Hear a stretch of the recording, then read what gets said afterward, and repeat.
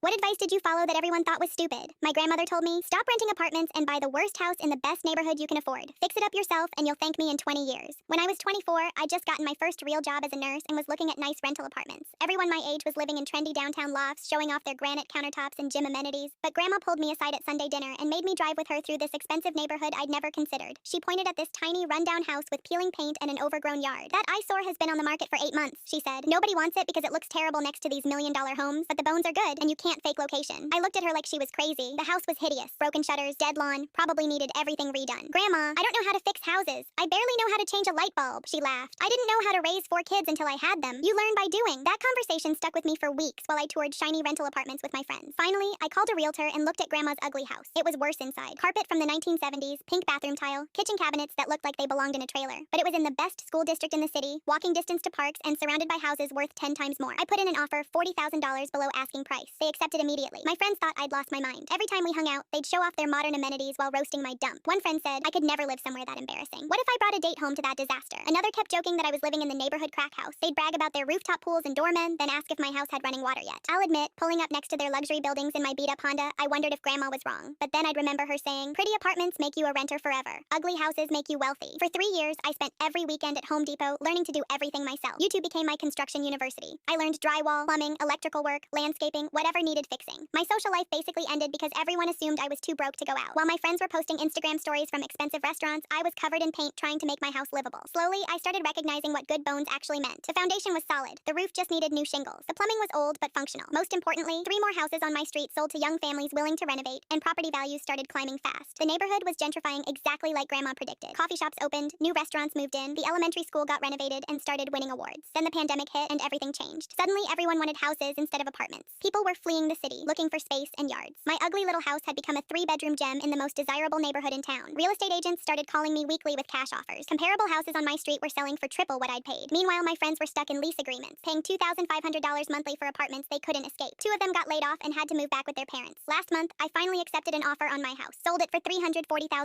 I'd bought it for $85,000 and put maybe $30,000 into renovations over 4 years. That's a $225,000 profit from following advice everyone called stupid. I used the money to buy a duplex in another up-and-coming neighborhood. Same strategy, worst house, best location. This time I knew exactly what I was doing. My friends are still apartment hunting, complaining about how expensive everything has gotten. They keep asking how I could afford to buy another house. I tell them it started with listening to an 80-year-old woman who understood something they didn't. Location never goes out of style. Pretty apartments are just expensive temporary housing, but ugly houses in good neighborhoods, those turn renters into millionaires.